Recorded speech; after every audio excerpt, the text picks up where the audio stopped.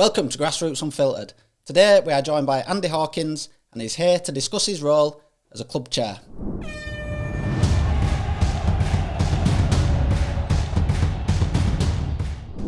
Andy, welcome. Thanks for joining us, mate. No problem. Thanks really appreciate it. Just for the listeners and myself, just to gauge a bit of idea of your experience of Grassroots, can you just tell us about it? So started playing at 5-year-old at Oakworth. Right. Played there till I was 16. We didn't used to have an open age set up for senior football. Juniors, yeah. Just juniors. Had to go leave, play elsewhere. Came back in my 20s when we had a little bit of a senior set up. Played a little bit then. And then when me and my wife had a son and he got old enough, brought him up to Oakworth. Ended up coaching on committee and now Oakworth's in your blood then, isn't it? Chairman, yeah. So there's me and my lad up there. Right. So tell us about your role at the club at the minute then. What you're doing now? So my main role is obviously chairman. I coach my son's team as well, under 13s. Right. And then we I guess it's overseeing what's going on. We've obviously got a secretary as treasurer, as welfare and as other committee members. Yep. And yeah, it's just whatever the day-to-day stuff brings, which is different every time. Yeah, I can imagine it's quite a lot on your plate though, isn't it? Yeah. It seems to be. It's relentless for all of us, really. We're quite a small committee. We want to get bigger, but it's not easy to get people to come in and volunteer. And give their time. So it's but we've made some good changes and we're progressing. So we do as much as we can. Brilliant. So how many teams have you got down at Oakworth? This year we've got 32, wow. Including our soccer camp, which is under 5 and under 6. Right. We've got 32 teams, which goes from soccer camp. We've got juniors in every age, and then we've got a men's senior team as well. Wow. Have you got any girls' teams down there? Not as yet. We're having talks at the minute about getting some girls' football started. Yeah. Because we've got so many teams, sometimes it's a capacity issue, but quite a lot of locals girls' football is on a Saturday. Yeah. Which kind of works. So it's something we're looking at the minute to try and get girls involved as well. Got quite a big it's quite a big catchment area around there. Yeah, and one of our coaches, he actually goes into one at local schools coaching girls as well. All right. So we try to get them involved. Yeah. Because it's just another area that we as a community club we should be involved in. Yeah, definitely. I say that to our team. It's one of them where they always turn around and say, but it's finding the volunteers, isn't it? Yeah. That's the key. Just the volunteers. Yeah, I mean, there's two commodities that I think if you had unlimited commodities of time and money, every club could go wherever you wanted. And it might sound like an obvious thing to say, but it's so true. Yeah, definitely. Like people are working all day, so they can't. Or depending on your job, you can't be on your phone, or you can't just dip out to take a delivery or whichever. And then you're obviously having to pick it up overnight, and a lot of our committee are actually coaches as well. Right. So they've got that on the plate. They're training matches. Yep. So yeah, it's people think it's just an hour at training and an hour on a Sunday, don't they? But yeah, sometimes. Sometimes, and I don't think always people realise how much people put into it. Yeah. Family time. Yeah. Missing out on. Yeah. You neglect your family. You probably neglect yourself. But it's to me it's not that you want to neglect those people, but it's you do it for the love of it, I guess. Yeah, definitely. It's I think if you've grown up around football and you've played it, and then you have kids that want to play, you just kind of feel like, I'd get involved again, don't you? Yeah. Well, that's exactly it. And like I say, I'd been involved in Oakworth for quite a bit of my life, and then like when my lad got to 4 or 5 year old, I took him up there and away he went, and then slowly but surely just end up going back into it. Yeah, picking up more and more roles. Yeah. I mean, like me and the secretary at the minute, we're half a treasurer each as well. Right. Just because needs must. Yeah. paying our bills and stuff. Yeah. So yeah, we'll talk about your role as club chair. So do you have a philosophy for the club that the coaches follow or something like that? At the minute, what we're trying to do, because we've got quite a small group, and we've had quite a small group for a while, what we're trying to do is implement like a philosophy and just sort of, our identity, I guess. Yeah. But it's difficult, I think, because, you see the professional clubs and, the FA, and they come out with these four corner models and all that sort of stuff, which is brilliant, great, and there's a myriad of like things online to help coaches nowadays. But I think the thing is that with it being grassroots, the coaches only have the kids generally for an hour a week. Mm-hmm. And you've got quite a wide range of abilities in that hour a week. Mm-hmm. So it's quite difficult, I think, to nail down a philosophy. I completely agree with you. I've seen some clubs and they have documents of what they expect from the coaches and how they train the kids and things like that. Yeah. I'm not saying it doesn't work or it can't work, but it's got to be hard. I mean, the simple kind of framework we have is you've got to enjoy it first and foremost, because if they don't enjoy it, they don't come back and no else happens. If you enjoy it, you're going to learn like anything. If you learn, you're going to develop. And if you develop, then you're going to achieve. And they're the sort of four things that, we sort of, I would look at the minute.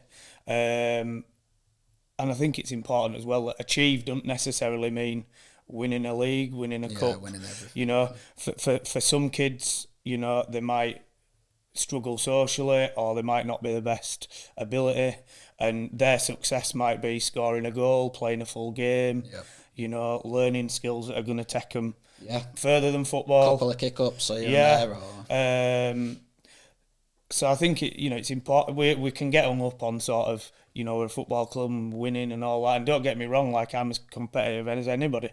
But, we're also teaching all these kids a lot of life skills, and we're playing a small part in them hopefully becoming good people when they get, when they get older. No, that's fantastic. I completely agree with you. I would just, my next question actually, how do you balance the enjoyment and the competitive edge? I think it kind of changes as they get older. So obviously, like I mentioned about soccer camp. So like your soccer camp is literally, mum and dad come, they sit and watch, they don't leave.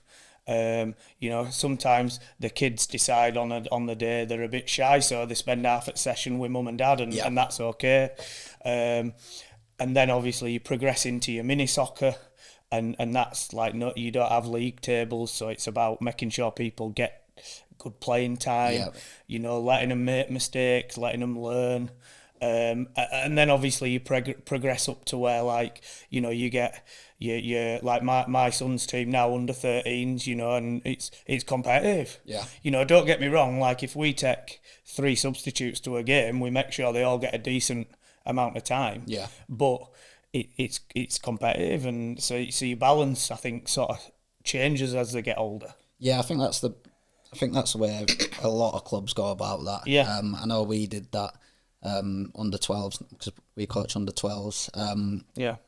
And like you say, it's competitive.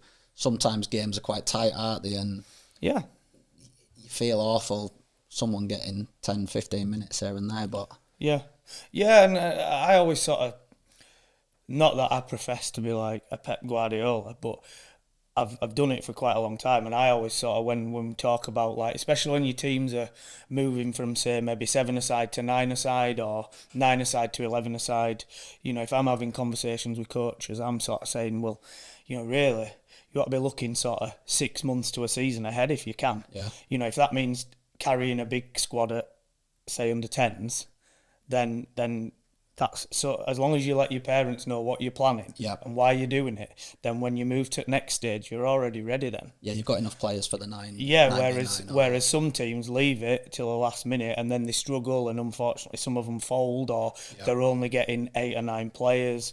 And that's how I've always looked at it, and it seems to work. I mean, we've got we've got 2 or 3 teams for, I think, every age group, other than under 7s, where we've just got 1 team at the minute.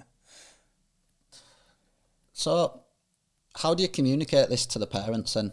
Or do you leave it to the coaches, or do you as a club?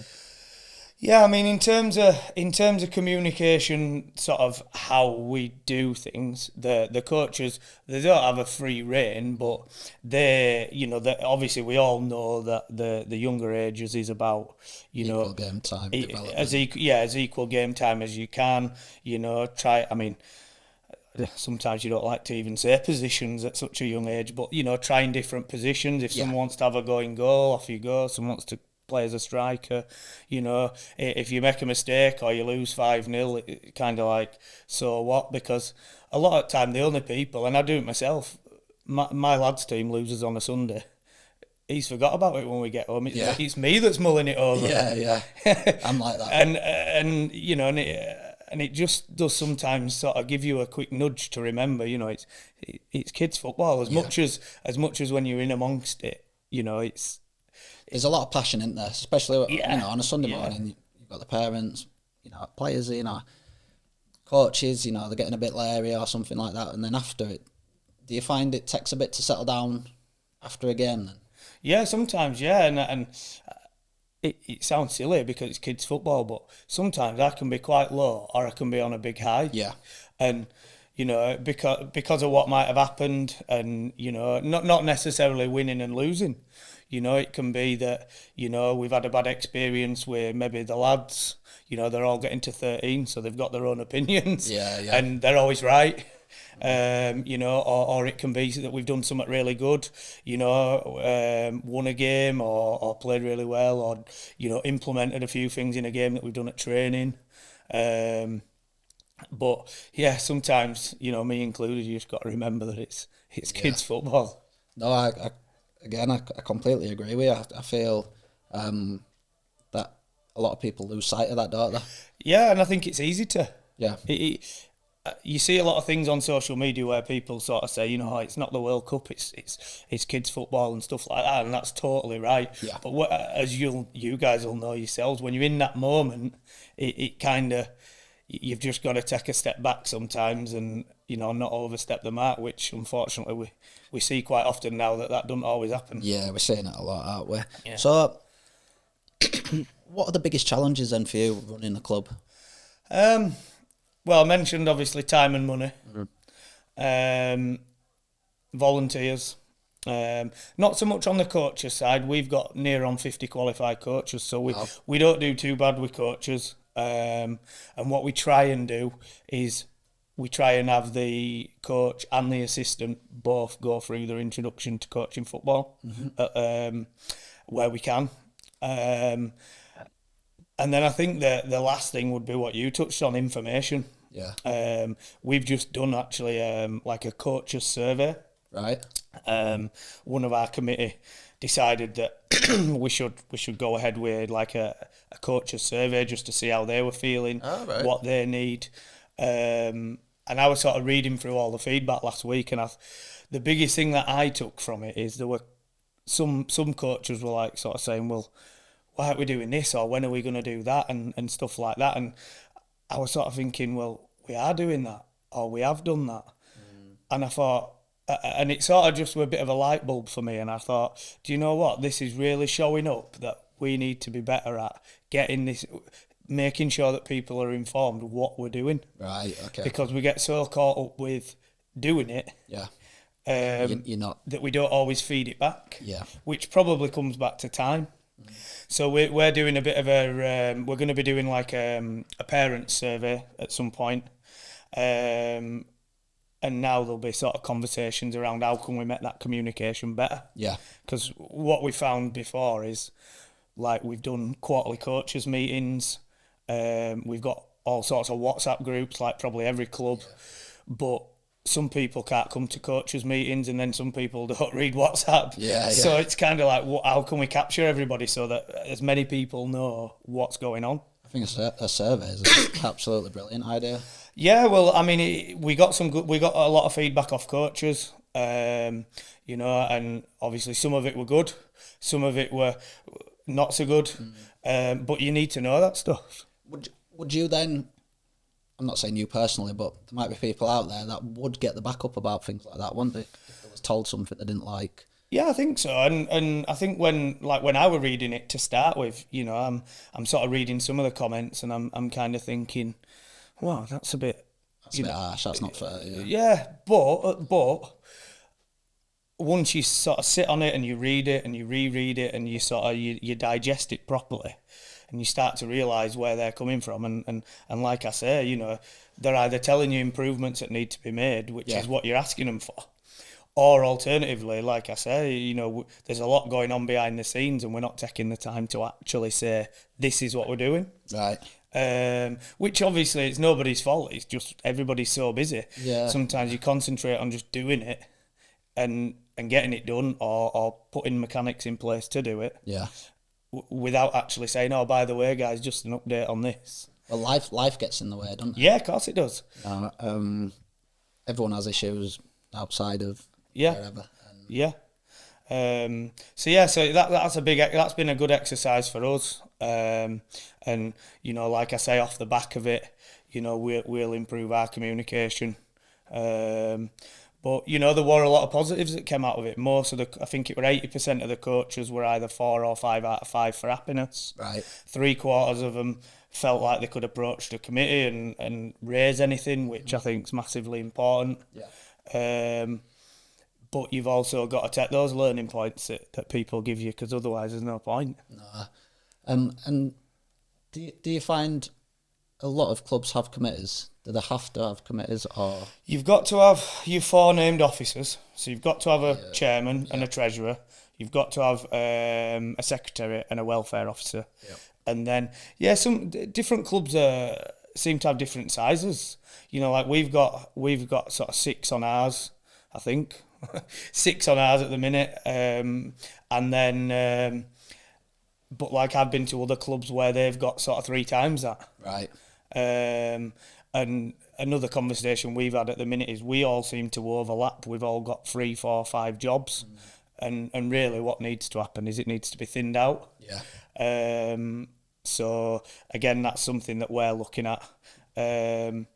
In terms of, we found we've been firefighting really. Last 2 years we've been firefighting with a small group of people, concentrating on what has to be done. Right.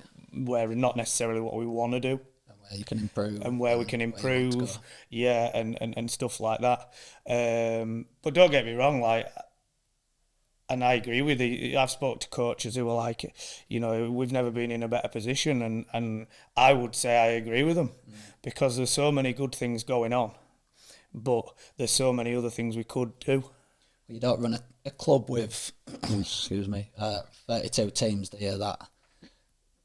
That's going wrong. There can't be much going wrong. No, I don't think so, and I think, what we were talking about before, about you sort of, you enjoy, learn and develop and achieve. We're starting to see that come through now, and it is translating to success on the pitch, even though it's not all about that. Yeah. Like last year, I think we had more teams in cup finals than any other team in that league. Right. A senior team got to the supplementary cup final, and there were over 700 people there. Wow. And then I think this year we had more teams in as district cup semi-finals than anyone else. Brilliant. Most of it, I think we've got teams in the finals in most age groups. So it is translating. The coaches are doing a great job, and I think that's where the balance comes back to as well. That they're all doing a good job, and like with the players, we've all got. Some coaches I watch and they're really good. Some coaches, and I wouldn't say they're not good, but they're maybe not confident. And you've got to be careful how you approach that, because we're all volunteers. Yeah, 100%. And if you, like you were talking about a curriculum, and we will have a framework eventually, but it's also got to be based around the fact that we're telling volunteers here. It's grassroots football. Yeah, and it's grassroots.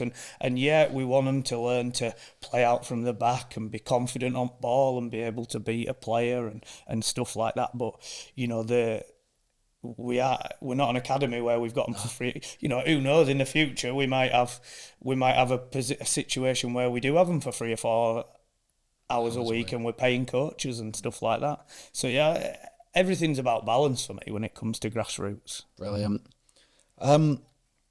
So, how much would you say it costs to run your club yearly? Ooh, flipping heck. Well, put it this way: as AstroTurf costs this year, will be not a million miles away from 30,000. Wow. So with that, probably his 3 biggest outlays are as winter training and match day AstroTurf. As clubhouse, because we're fortunate enough that we've got a clubhouse, so we've got bills to pay on that. And then we've got a groundsman that we pay to maintain. We've got 6 pitches up at our home ground. Right. So we have a groundsman that maintains those. And probably you're looking over 50,000. Do you have refs as well, or? Yeah, we have referees. So we have our own refs, like a pool of our own refs. Yeah. So some of the coaches have just gone through doing the referees qualification. So some of them will coach, and then they'll ref someone's game. What we've started to do as well is when the kids get to like under 16s, under 17s, if we need them, they can do the refs course as well. And the club pays for it. And the club will pay for it. Once what they do is they pay for it, do the qualification, and then we'll pay for it, and then they kind of prioritise us for a period of time. Right. And then we're gonna look to try and regurgitate the older kids back in via coaching. All right, okay. So basically, if any, like some of the kids have been doing like Duke of Edinburgh. Yeah. And their hours that they're getting in are either for coaching or refereeing. So it's just kind of like trying to tap into that and just say, oh, well, if you're interested, we'll do your introduction to coaching football, and and it's about opportunities. That's a fantastic idea. I think a lot of clubs could. And it's something we've talked about, and there's always a lot of ideas floating around, and Grassroots is about opportunity. Yeah, 100%. That's the be all and end all of it. And it's not just about football, like you said, and it's not just about the football, is it? No, I mean, like we have an annual day every year. It's kind of been rebadged this year, as we've got a couple of our committee members that are really, really pushing it, and they're doing a really good job, and they've rebadged it as they're called Oakfest, right? And and a lot of it, there will be football on the day, and there's the team presentations. But it's about being together, and the community's welcome, and all that sort of stuff, because that's where we are. We're in the community, and we're probably in our area one of the biggest organisations around. Mm-hmm. A lot of clubs, like you say, it's very community orientated. Yeah. But what about like the rising costs of pitches and things like that for these smaller clubs? That's going to put them in a position where they'll be folding, and you're going to have potentially 50, 60 kids not able to play football, and then not able to have that sense of community, because a lot of teams local might be fully subscribed to players, so then they can't get into a club for quite a while. So do you think the FA could help grassroots football more? Yeah, I think so. And obviously, there's a lot of sort of grants around, and Football Foundation are very good, and stuff like that. But I think sometimes it's maybe more access to talking to people, easier to sort of explain where you're at and what you need, and them to be able to say, right, okay, that's fine. This, we'll help you get it. Basically, like we were talking about 4G. And like I said, we've got 32 teams a week that I think we use 31 hours of AstroTurf for training. Wow. And then as youngest ones go inside in winter. Yeah. And then on a Sunday we have 7 hours of match space. We have 4 hours of AstroTurf, and we rent another grass pitch. And next year we're extending that, and we're going to have more grass pitch space for winter. And it's still not enough. What? It's still not enough. You know, I do. Unfortunately for me, I do the pitch rota, and and it's, you know, kids want to play, coaches want their teams to play, and it's so hard because you literally can't fit everybody on with the time that you've got. Yeah. You know, and it's not. We're in a fortunate position that it's not about the money for us. It's just that there isn't any availability at all. So I've seen today that West Yorkshire, they've had a meeting and they've put some money aside. I think it's 5.5 million for 5 4G pitches. Works out about 1.1 million, I think. But that's still not enough, is it, for somewhere the size of West Yorkshire? Probably not. No, probably not, because I think, you know, definitely in our area, if you built another AstroTurf, it'd be subscribed. Up, yeah, I would have said so. You know, and then when you reach out, sort of, you know, over to sort of Bradford area, and, you know, Halifax, Leeds, you know, there's more teams there than there is over where we are. But I guess it's just, you know, it's a massive sport, and you know, it's always growing. You know, the girls' teams, the women's teams, things like that, the disability teams. I want to be able to take Grassroots Unfiltered and have these conversations with people. I'm probably not the best person to have these conversations, but there's got to be something that gives. There's got to be change. Well, yeah. I mean, it's just, what do you do? You know, people say, well, let's change it and let's make football a summer sport. Which, in terms of weather, that's a great idea. But then you've got kids playing cricket, you know, rugby, whatever else, and I think that's the other thing as well. You know, like when we were all kids, there were other stuff to do, but there weren't as many other choices as there is now. Yeah. And I think, you know, football's kind of got its ingrained place in the calendar, as it were.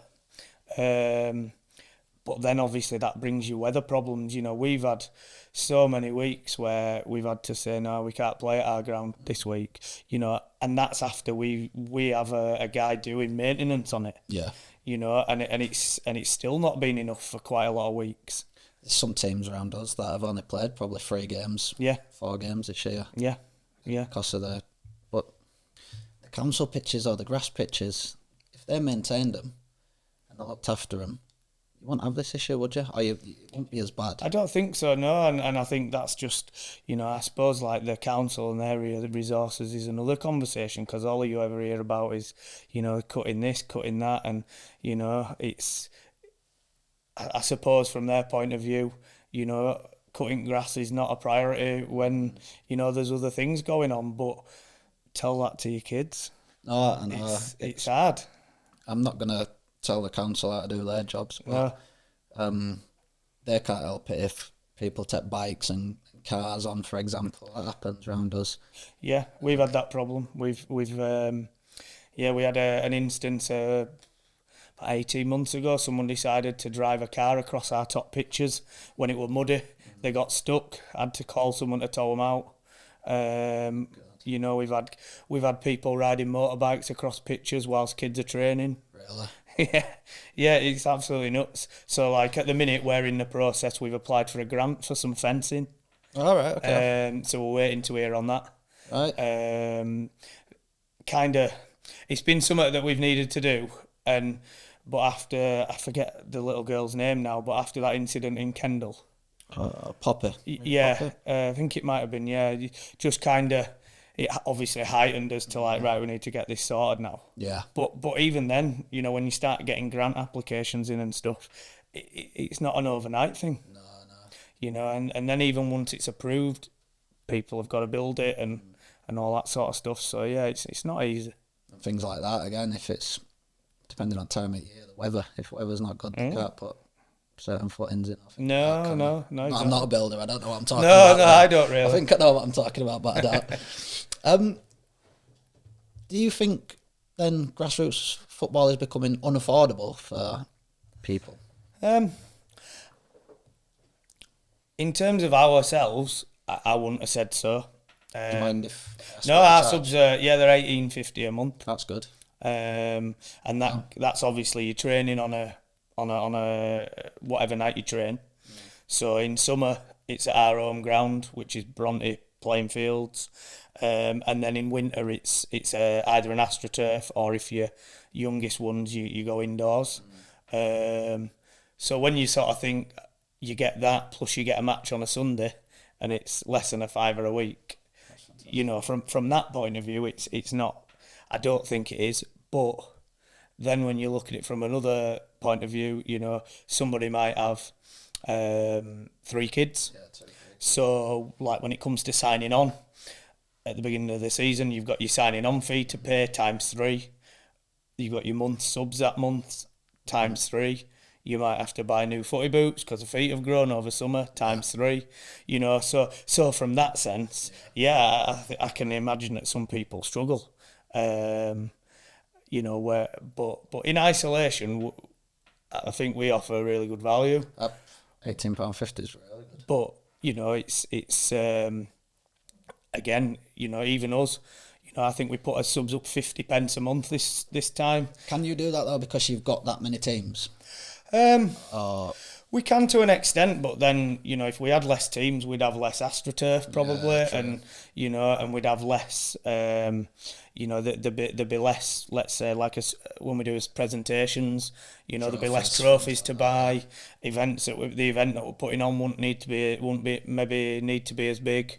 You know, so a lot of people forget about that, don't they? The trophies at the end of the season, the tournaments that you went. So that's all paid for by the clubs. Yeah. So how much do you reckon you'd spend on trophies then? I would have thought we'll do probably about 3,000 this year. Wow. So we do the kids all get a squad trophy, and then we fund 2 individual trophies. Right. So it'd be like a manager's player and a player's player. Right. And then what we'll say to coaches is if you wanna get more, that's fine, and you know you're welcome to fund it through like a football card or whatever. And it'll probably be about £3,000. And do you enter them into a certain amount of tournaments each team? Well, what we do is we say that we'll pay 1 tournament per team up to £50. Right. So if they enter 3 or 4, they'll do their own bits of fundraising, or each parent will chip in, or whichever. You know, by and large, we've got a really good group up there of parents, players, coaches. Yeah. You know, committee. You know, and it seems to work well, does that model? But it's like someone said to me the other day. He sent me a message and he said, "Oh, can I claim this back for these teams?" And it was like £45 a tournament, and he was like, "I remember when it used to be 20." Yeah. And it's like, but I've seen some at £60. Yeah, more than that. We wanted to take our team away this year to like a weekend tournament, but it was just too expensive. Right.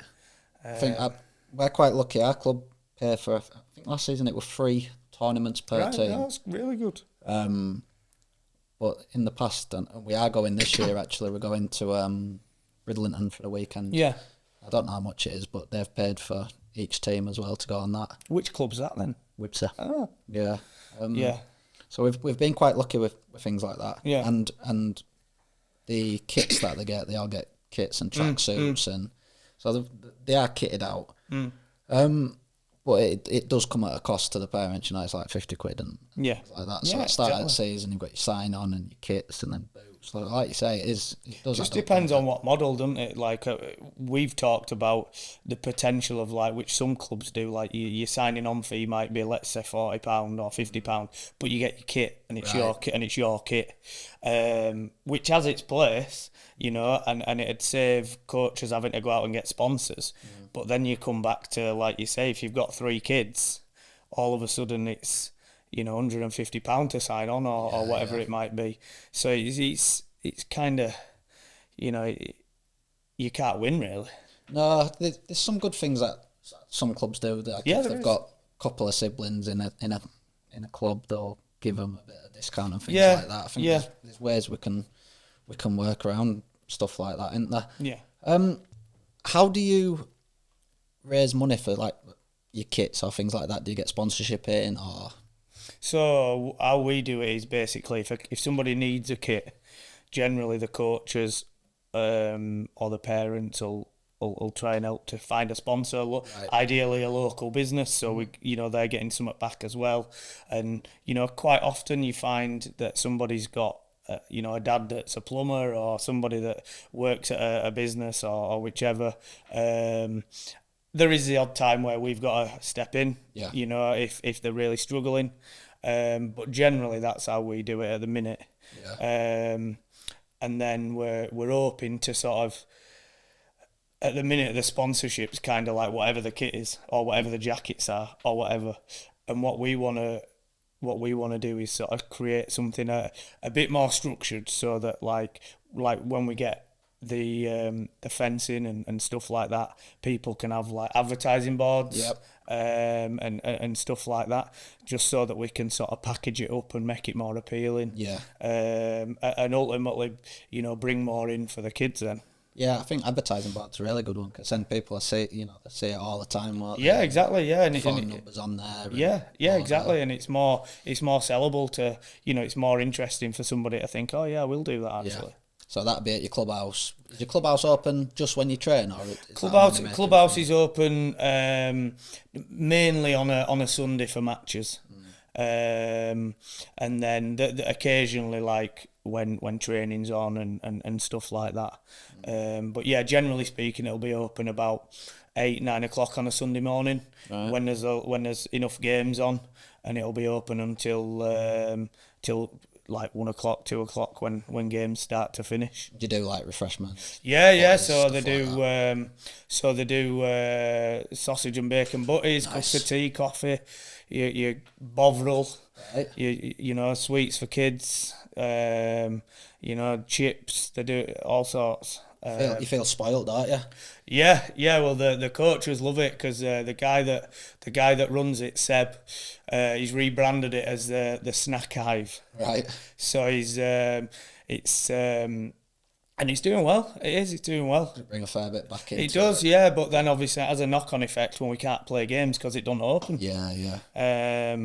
But no, we get a lot of compliments on it. Oh, good. Because we're lucky that we've got it. Yeah, you got some places where they don't even have toilet facilities, or you're just in a field somewhere, right? Exactly. We're in a fortunate position that the club's been around for a while, and it's built up over time. It's gone from like playing in just a field, to where it is now, 6 pitches, clubhouse, and a lot of clubs are not in that position. Yeah, don't get me wrong, I wasn't slagging these clubs off. It's when you've got something like you guys have got, you feel privileged, don't you? Absolutely, yeah. I mean, it's on a Sunday up there, it's great. Games going on, cafes open. There's a massive buzz about it. Oh yeah, it's like proper community feel.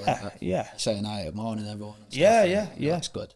So for something like that, volunteers in the kitchen as well? Yeah. How hard do you find it to keep these kind of people around your club? Yeah, it's getting harder, I think, personally. Like I say, on the coaching side, we seem to do all right. We managed to... We don't have loads and loads of instances where we don't have a coach for a team. We do have it sometimes. Someone might have to leave for other circumstances or whatever. But yeah, sometimes, I mean, the guy that runs the clubhouse, he's got a decent setup going now with some volunteers. But yeah, we do have, like every club, we could do with volunteers. If I don't think you'd ever say no to someone offering the time. You won't. There's always something to do. There's so much good to be done, isn't there? You can always do something. Yeah.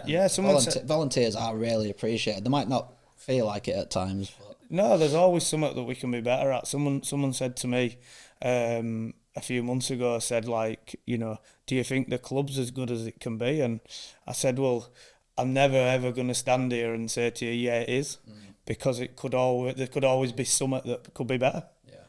Yeah. And I think that's as a volunteer or part of a committee, that's your main objective, that you're making things better. Well, that's one of my next questions. Well, why do you continue to give your time? I thought about this question because I thought you'd ask me, and I think the honest answer is I love it. I just love it. Yeah.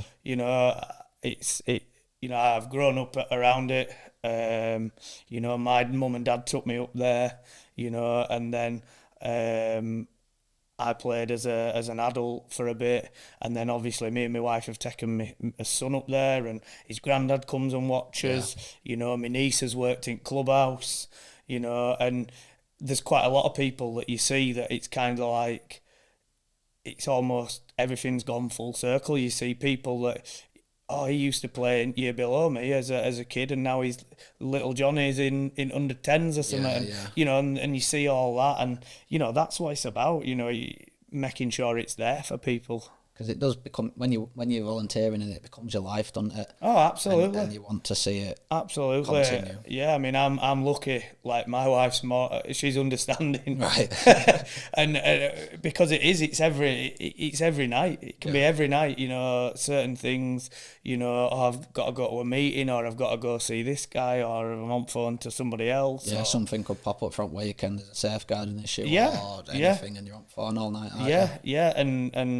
And sometimes you do think about it, like, it's hard to balance. Yeah, I can imagine, mate. I never want to do your role. I struggle enough just as a volunteer coach. So what advice would you give to someone who was thinking about taking on the role as a chair, as a club chair?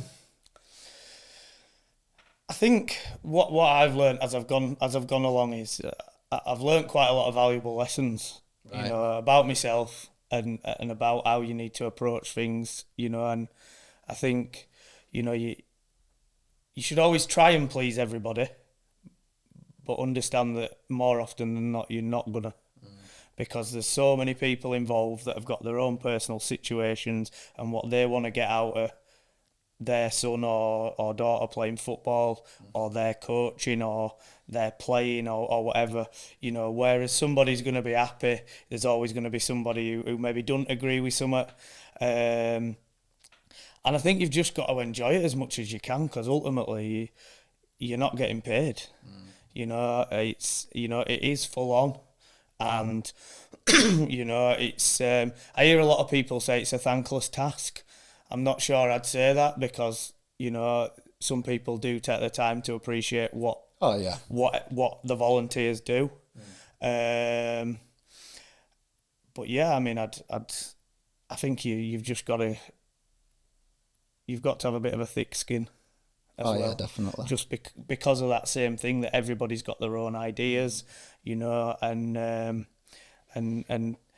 it's like our committee is, all right, I'm the chair, but that doesn't give me a bigger say over anything than anyone else in a committee meeting. Something gets suggested, it gets voted on, and that's it. So it's but I wouldn't discourage anybody. I just think you've got to be you've got to go in it with your eyes open wide, and it is a big commitment. There's no getting away from it. But for me, the rewards are massive, seeing everything that when you look around your club and you see it buzzing on a Sunday morning, and teams are cheering away and like that, and when you get you get the odd chance to sort of take a step back and sort of think, we're doing all right. This is what I'm at. We're doing all right here, and hundreds and hundreds of kids play football, adults as well. Play the game they love. Brilliant. What's been your toughest challenge? I think just the time factor, really. There's no one situation that I can sort of think, that was tough. You know, we did have a situation a couple of years ago where the committee, we sort of had to restart almost. Right. But, you know, and that were tough. You know, but we came through it, and, you know, now we're a committee of, you know, an half decent number. We've just taken some different other guys on. You know, we're starting now to look at sort of not just filling seats, but getting the right skills in the right places. Mm-hmm. You know, which is so yeah, that's probably my toughest challenge. But I think overall it's the time factor, really. Right. And making sure that, you know, we're on top of stuff. Like I said, you know, one thing that's come up recently is, you know, you providing the updates and the information to your coaches, which, you know, I've sort of realised, looking at what feedback we've had, you know, we need to be better at it. Right. So yeah. Brilliant. And what's your proudest moment as a chair? Again, I think there's loads of things that I can think of, and I think I'm just proud of where we are, where we've got to. You know, like I said, we've got about 400 players. You know, we got to all those cup finals that I mentioned to you. You know, as facilities are the envy of quite a few clubs. And you know, we're looking to get better. Yeah, I think for me it's more of an overall feeling of being proud than any one moment. Yeah. You know, I'm lucky that as well as being chair, I get moments coaching as well. Yeah. You know, there's quite a lot of the kids that I coach I've had since they were in soccer camp at 5 and 6, and now they're 12 and 13. You know, so you've seen them grow up, seen them progress, and, you know, help them progress. Yeah. Yeah, so I just think I just overall feel proud of what, you know, where we are, and, you know, what we've done in the last few years, and, you know, hopefully where we're going to go.